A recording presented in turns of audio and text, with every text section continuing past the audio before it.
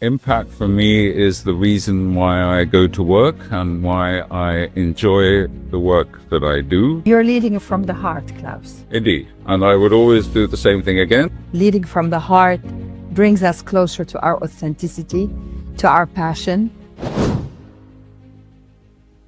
Impact is social change. The measure of impact is, does it actually improve people's lives? Leadership navigating cultural differences. Would love to get your views. For me, a lot of that is language. For me, the aspect of being understood is paramount. We need alignment between head and heart.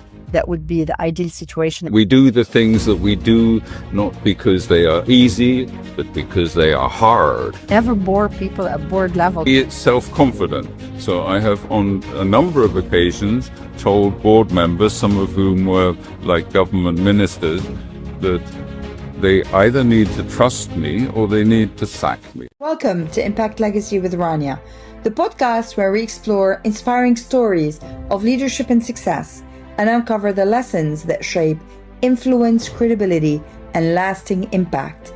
I'm Rania. Each episode, I sit down with leaders, visionaries, and change makers, from Audit and Risk to CEOs, entrepreneurs to senior leaders across the globe, to explore how they built trust, created value, changed perception, and forged a legacy of impact. Before we begin, please hit subscribe or follow and click the bell. If today's conversation resonates, please like, comment, and share it with your network. Your voice matters as we grow this journey together. So let's begin. Hello, and welcome to another episode of Impact Legacy with me, Rania. And today I'm delighted to have with me Dr. Klaus Boecker. Welcome, Klaus. Thank you, Rania. Thank you for having me. Dr. Klaus has an amazingly fascinating career path.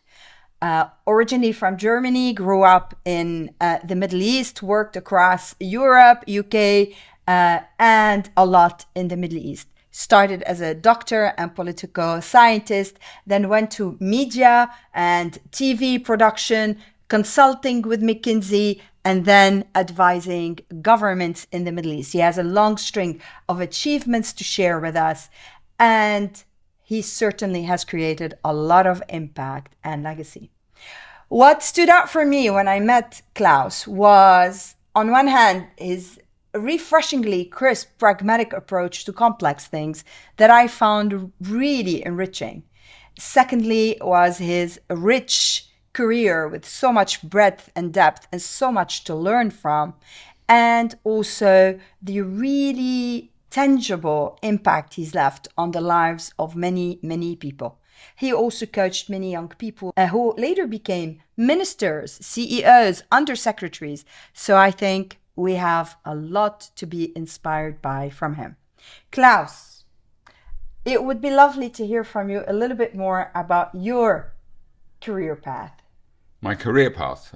I think my career path started at a very early age, being the son of diplomats, because it moved me to many different places. I spent 3 years of my childhood in Baghdad, Iraq, another 4 years in Aden in Yemen, and then the rest of my adolescence in the UK, in Richmond and Notting Hill. In those early years, I was trained by my diplomat parents to be responsive, to be representative, to be friendly and open to all types of people appearing in my life, and of also supporting the mission of my parents to be good diplomats and good representatives of Germany. However, due to my upbringing in the Anglo-Saxon world, speaking English, I kind of lost touch with Germany a bit, going to school in the UK and taking my GCSEs. But my father encouraged me to go back to Germany for university to ensure that I can speak proper German with a German name. And again, language became a very important part of my let's say, professional training, because most academic jobs have their own language, which you have to be able to use, but you have to be able to translate for your customers or patients or whatever. So for me, language was always a thing that inspired me and interested me. I bought etymological dictionaries when I was a teenager. I studied medicine because it was an interesting, or it still is an interesting subject, but not because I wanted to be a doctor. So that the reason why I also studied political sciences was to keep the door open to do other things. I had decided at the age of 16 that I didn't want to be a single career person like my dear late father, who dedicated nearly all his life to being a diplomat. I want to do something else. I want to understand how healthcare systems are managed politically, financially, and so forth, and how to improve them. So I thought journalism would be a fascinating way of doing this. And I spent 7 years making films, more than 300 for public television in various European countries, and running programs. But in the end, I started getting fed up with journalism, because in journalism, you are required to criticize, to find issues, but not to fix anything. That is actually really interesting, because that would resonate a lot with people in the governance, risk, and audit, because they are often asked to report on things, and at some points, their ideas may not always be heard. So this is really relevant. Please continue. Well, I was at a late night talk show when I was confronted by a senior McKinsey, and they said, you are an ideal person to speak with governments. You have such communication experience through your television job. You are good at summarizing topics and identifying issues that need to be talked about. You have various skills that are in very high demand in consulting. So I did 7 years of consulting, basically in Germany, the UK, Holland, Switzerland, and mainly focusing on turnarounds of sickness funds that were making a loss to make sure people have access to any treatment they need, to make sure that sickness funds don't go bankrupt and leave the people without coverage. I also reorganized hospital chains and did a lot of things in healthcare. For 2 years in the middle, I was poached by a pharma company called Novartis, where I worked in the senior management, writing their annual reports, which is all about finance. And I also did an MBA, and I also did finance training at Harvard. So this was a rebuilding, a reshaping of Klaus, true to his image, do something different every 3 years, don't get stuck somewhere, but develop your personality, develop your skill set. Don't always think in the classic way, don't get fixed on combining, let's say, economics with politics, because that's what everybody does. Combine things that are not so obvious to people, and you will always find synergies at the end of the line. My last piece of work, when I went back after Novartis to McKinsey, and I did a piece of work for the government of the UAE, which for them was kind of seminal and led to the split of the health system into a regulatory authority that makes the rules, a mandatory health insurance system that pays for all the treatments for everyone, and a hospital corporation that actually operates the big healthcare facilities owned by the government. And after that, I was asked to, in fact, a nice gentleman from the Crown Prince's office came to my office and said, "We really liked your presentation, so we've cancelled your exit visa." I said, what on earth do you mean? And then he started laughing to show me that it was a big joke. So I actually helped to set up this regulatory authority, which make all the rules, the new rules for the health system, and was very, very proud to also be pivotal in creating the mandatory health insurance system. In Abu Dhabi at that time, there were maybe 1.2 million expats working as household staff, drivers, gardeners, labourers, and they didn't have any access to healthcare really, and most of them had never had access to healthcare in their home countries. So for me, being able to motivate the government to force employers to pay for a minimum package of healthcare services for these poor, low-paid people gave me great satisfaction, because we found that many of them who couldn't even write their names properly and had never been to a doctor actually had anything from asthma, diabetes, chronic conditions that we were then able to treat. This is actually very, very touching, Klaus, and this focus on bringing humanity to what you're working. And it's a great reminder for so many leaders who focus so much on the bottom line, that it is so crucial that we bring in the human element to the work, because at the end this is one of the greatest legacies. When I read your background, this for me stood out as one of the greatest impacts. That's an amazing journey, Klaus. Having done all this, from the medicine to the media and TV production, to the management consulting, to the branding, to advising governments, and really shaping how healthcare looks across different countries in the Middle East, particularly in the UAE. Fantastic journey. What does leadership, success, impact, and legacy mean to you today? Let's start with leadership. Well, I personally enjoy leadership roles. I like being part of the team that sets the agenda, but I do like working with people and actually developing people and giving them a chance to shine. So for me, leadership is about, first of all, speaking the language that my leaders understand. So if you work internationally in politics, there are so many different cultural aspects that you won't realize when you start advising or when you start working abroad, that actually make a lot of difference to people there. That was actually going to be my next question. So maybe we can talk about that now also, before we get to the other words. Leadership, navigating cultural differences. I would love to get your views. Well, for me, a lot of that is language. So a lot of people who come from abroad and speak to governments in, for example, the Gulf region, they excel in using fancy language and showing their educational level by using complex language. Due to the fact that I spent my childhood with Arabic kids in Iraq and Yemen, I don't have a need to sound extremely educated. I'm good at using complex words, but I switch those off when I'm speaking with leaders. Some people may think that's a little bit patronizing, but for me, the aspect of being understood is paramount.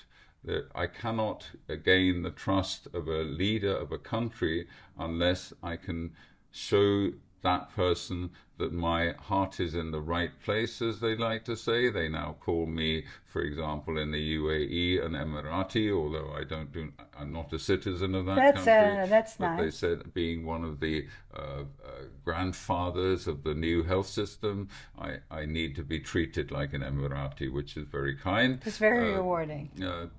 So that, for me, is a key. It's also key to develop a level with a leader where you can be a little bit critical, but show the leader that you're not using this critique against him or her outside the context of where you're speaking with them. So you can gain the right to say things that other people are not allowed to say in some countries by developing this close interaction with a leader. And how do you develop that close interaction with a leader? You need to read that leader and understand that leader. One of my close friends in my early years in the UAE Minister of Finance, basically. The reason why I got close to him was that he realized that I was a smoker. So as there was nobody else to smoke with in the health authority, he used to message me and tell me he wants to meet me for 5 minutes. So I met him for 5 minutes, and you have a cigarette and you exchange informal views. And so I had his mobile number and he had my mobile number. And you can't imagine how useful it is sometimes when you're managing a health system, which is hugely expensive, to have the mobile number of the minister. Yes, I can imagine. It's I laugh because it always these moments of humanity bringing us together, these moments of connection. Yes. And so in your case, Klaus, it was the cigarette that brought you together, for example, with the minister.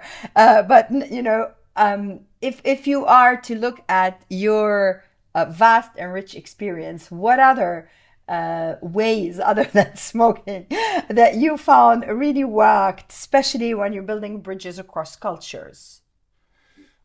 Well, being personal. So in the Arab world, there is a fondness for family. So by explaining my family and, for example, going to an ice hockey match where one of my ministers was playing for the national team of the UAE, and taking my daughters and then taking photos of him with my daughters on the ice after the match, and he held a photo with my daughters on his desk for many, many years, which I found very endearing. Sweet, endearing. Yeah, it's very endearing. Family is one thing. Arab people like discussing religion, so you have to, you know, if you're not a Muslim, you have to know your religion properly, in my case Christianity, so you can have good intellectual discussions. By having those kind of discussions with people, you also gain, especially of men, the confidence that you're a good person.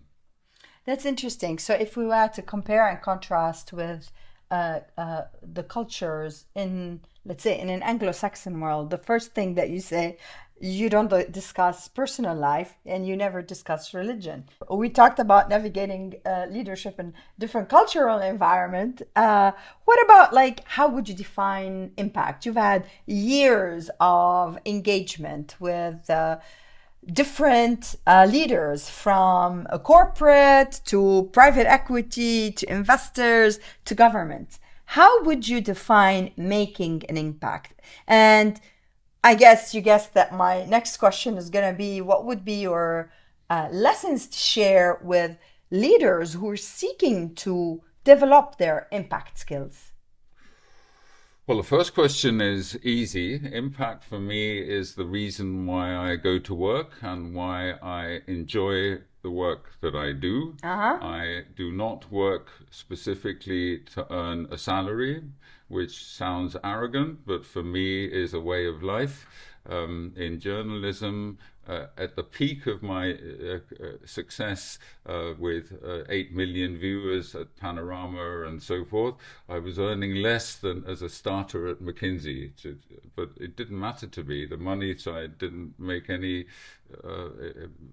play any role at all. I like to be free, but I'm not a true capitalist. I don't see any interest at my age. I have a house, I have a share in a farm, I have a flat for my daughters in London. I don't need any big riches. I need impact. I need to be able to have a good storyline, as I used to say when I left Novartis. So people asked me when I left Novartis, who were paying me twice as much as McKinsey had paid me before, a very generous salary, why are you leaving? And I said, well, I don't enjoy being in the pharma industry. It's not exactly what I set out to do. And by the way, how do I explain to my grandchildren, if ever I have grandchildren, that I spent my life working on increasing the share price of some pharma company all the time?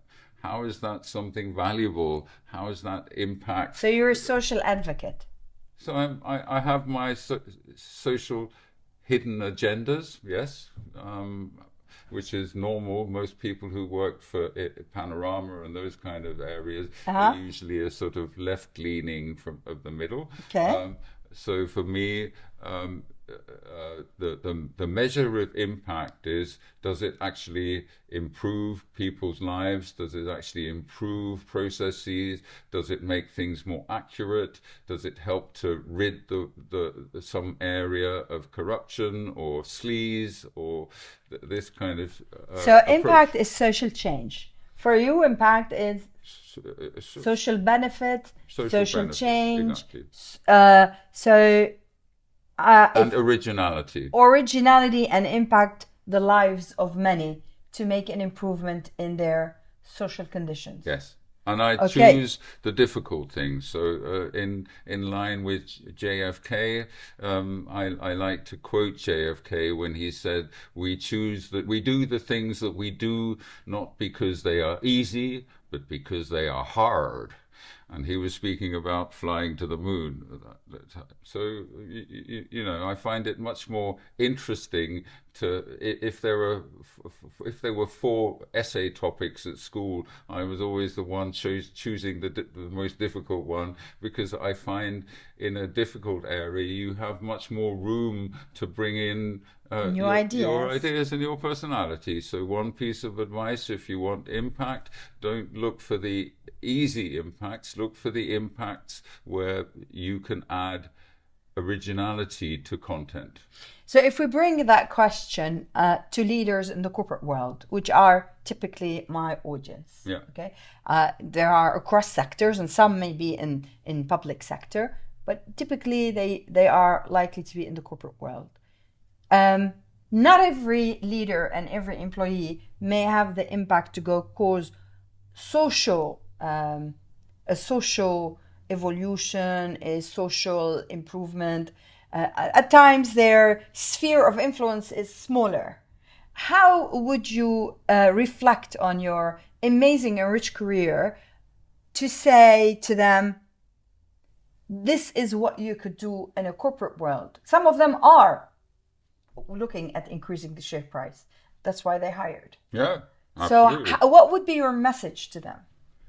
Well, I've had umpteen discussions like that with CEOs and with chairmen of different companies. I don't believe that you can have one answer for all the different audiences that you might want to impress. Yes. So you have to first of all choose what you want to represent for your staff, for the people who work with you and for you as a leader, because motivating them and getting acceptance by the staff is critical, because every member of staff knows that you're at the top of the salary scale and they're not at the top of the salary scale. So they need to trust you and be accepting of your background, your knowledge, your expertise, and your way of working. Many employees in large companies think that their boss doesn't do any work at all. They think that he reads the paper or she reads the paper and goes to dinners and lunches, but doesn't really have any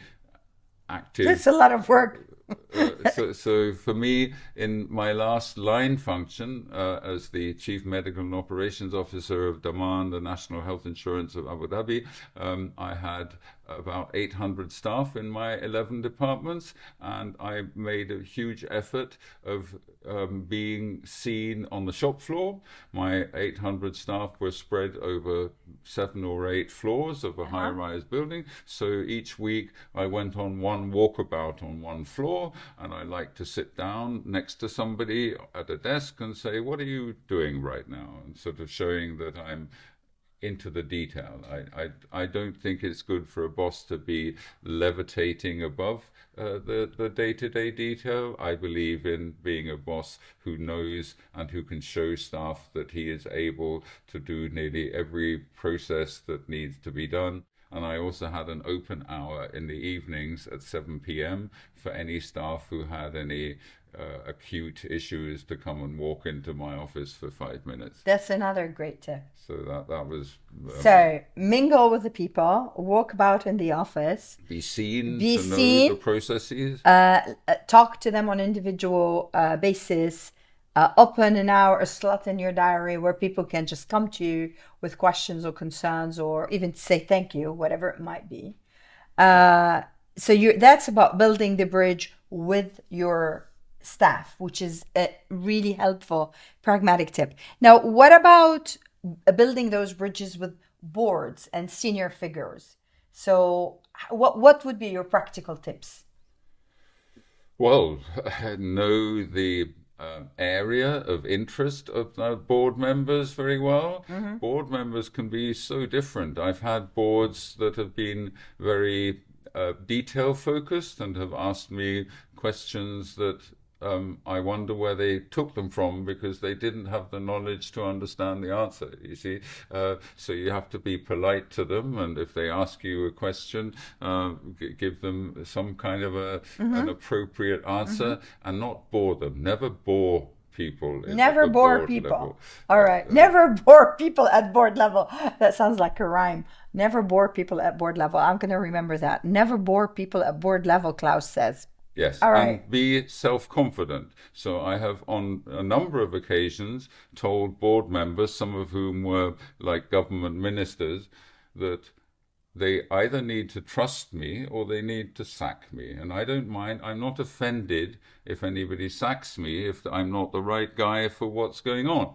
Okay. So but there's no point in them being suspicious of things that I do and asking me to explain things in advance that I can't explain in advance. So it's being a chief medical and operations officer and being responsible for everything that goes on in the biggest health insurance and sickness fund company means you're dealing with lots of different stakeholders, government, hospitals, doctors, pharmacies, patients and their relatives and families, all these kind of things. So you really need to be flexible, and you need to know your stuff, and you need to have the right storyline for each of those audiences and not dodge any questions. So let me summarize some of these amazing points, Klaus, and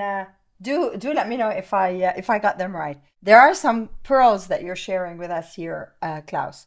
So you're saying for the C-suite and the leaders, never bore a board member, right? Okay. But you're also saying to the board member, trust me or sack me. Yeah. So you either give me the trust and the empowerment to do the job or let me go if you don't think I can do it. Absolutely. So this is like some rules of engagement from the start. Yes. And then you talked about having a storyline. So you're saying to C-suite and leaders, have a storyline for what you want to do. Yes. And do you mean by that having a strategy and a roadmap? Yes, having a high level, a clear storyline with a clear rationale, which explains the business interest for the things that I do, but also making it clear that I am not, as a leadership person, the kind of person who will tell a board in detail, in advance, week by week, what I'm going to do to control the cost of medical inflation level. Okay. All right. And then you're also saying to those leaders, know your stuff and your staff. So there's the both part. Be competent and build the relationships with your people. Yes. Okay. These are awesome tips. All right. Okay. And so when we come back to winning over boards and shareholders and investors and winning over boards, one part of my audience are governance, risk, and audit professionals and leaders who at times find it hard to engage boards. Because a little bit like your journalist example earlier, they are coming with issues and problems and highlighting what is not working. What would you give them as advice to actually transform and elevate their relationship with the board and how boards see them? so they can have greater success and impact? Well, I've worked with different risk managers in various roles, and I have, in general, found that a lot of risk management is administrative work. Why? Because you're reporting, you have a reporting plan, you have a reporting matrix where for each risk you have a mitigation plan, and you have somebody who's responsible, and you have all these things. So boards get really bored when you're showing them these kind of things in detail. So if you're wanting to engage a board, limit your risk register that you bring to the board to maybe 10 items, and only speak about the top 3, but there give them something substantial that makes them feel you're in control, and give them something that makes them feel that your risk manager is actually a useful asset in the company, so that the risk manager is not just a person who annoys every department by calling them every 2 weeks and saying, what percentage risk have you encountered in this and that, but you show the risk manager to be an intelligent fellow who can do actuarial type of thinking, who can think, how do I price this risk, for example, or what's the maximum cost this risk can bring upon my organization, and show the board that this risk manager knows how to look behind the scenes and not just look at self-reported data, which is obviously in many risk areas unreliable. Yeah, well, thank you for sharing. Obviously, we have some job and some work to do to change your your perception of risk management. I am pleased to say that when I was chief audit and chief risk officer, I never bored my board. They were we really had a very engaging experience and conversations and focusing on the top priorities. Actually, which is why I've created this podcast, because we need to share those ideas and perspectives. Can people hear it and, and reflect on them? Well, let me give you some fodder there, because I was the person who set up the first fraud and abuse unit for the health system in Abu Dhabi. And this was a really interesting experience, because first people thought this was completely unnecessary, until I showed them that with simple trend analytics you can show that some ENT doctors may be doing 10 or 20 times as many nasal endoscopies as another ENT doctor. And you ask yourself, so where's the value creation and where's the oversupply to my clientele here? So that was a very powerful message. People saw how you can use analytics. Then we took some of these analytics to court, and the judges were not able to pass any judgment based on risks and based on trend analytics. They said, for anything that you want to bring to court, you need hard evidence. So then came a whole change. I created a field force to audit hospitals with about 45 people, and started using the analytics simply for the sampling of the audits. So how do I choose which hospital, and when I'm at a hospital, which department, and at a department, which doctor's invoices I need to check. So you were doing audit work. You've joined our crowd. So I'm saying we came up over the years. Now we have 182 abuse and fraud categories for the health system. Imagine 182, and how you can bore a board by going through 182. I hope you don't go over through 182. Exactly. You focus on the trends and the key points and key outcomes. Well, let's before we wrap up, I just would love your reflection. You've had such a rich journey, and you've achieved so much, Klaus. If you were, now to stand now, what would be your message to your younger self? My message to my younger self? Yes. Stop smoking. What else? I would say to myself, the approach of not wanting to devote a lifetime to one career is a very good one. Keep it up, stay bold, even when your dear mother says to you, are you crazy giving up that wonderful job for television? Or are you crazy not working as a doctor after all the studies you've done? Stay within yourself and say, this is what I want to do, and I know why I want to do this. And for me, it makes the whole life journey a much more exciting prospect than actually pursuing and asking myself who's going to pay my pension when I'm 60, whatever, when I'm in my 20s, because that really wasn't of any interest to me, and it wasn't of any interest when I was in my 30s. It only became a little bit of interest when I had children. So you're leading from the heart, Klaus. Yes. You've led your life from the heart. Indeed. And I would always do the same thing again. So I would say to myself, hi, Klaus, you're going the right way. Okay. So your message then to the younger generation is lead from the heart? Yes. Lead from the heart. Okay, wonderful. Well, What about you? It is our tradition on my podcast that you get to ask me a question. So you have a free reign. What would you like to ask me? So what do you think is the value of leading by the heart? Oh, that is an interesting question. That's an interesting question, Klaus. Well, I am a very heartful person. Good. So, and I've led from my heart. I've had my fair share of mistakes in life, as anyone. I've had my highs and lows, just like we all have them.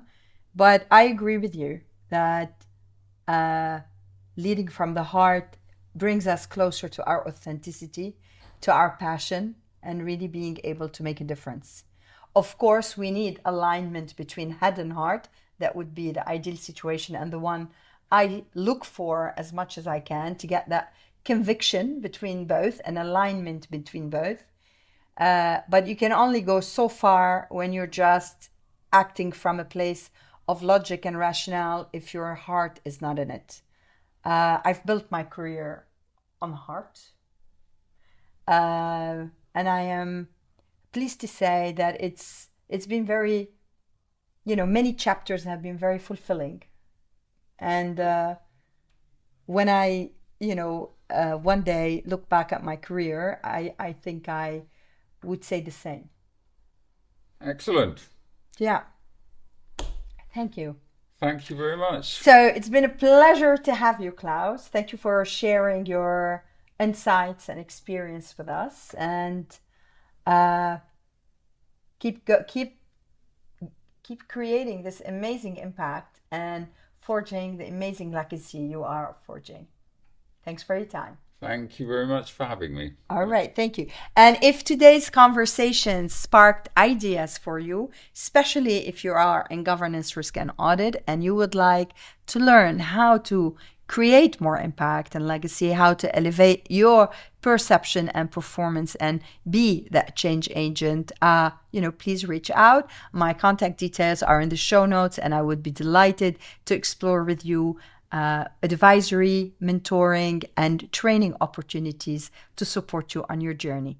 Thank you for tuning in, and till next episode. Thank you for tuning in to Impact Legacy with Rania.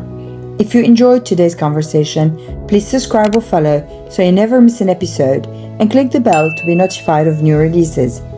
If this inspired you, please pass it on. Your likes, comments, and shares help us reach more people, because together we can grow this journey of influence, impact, and legacy.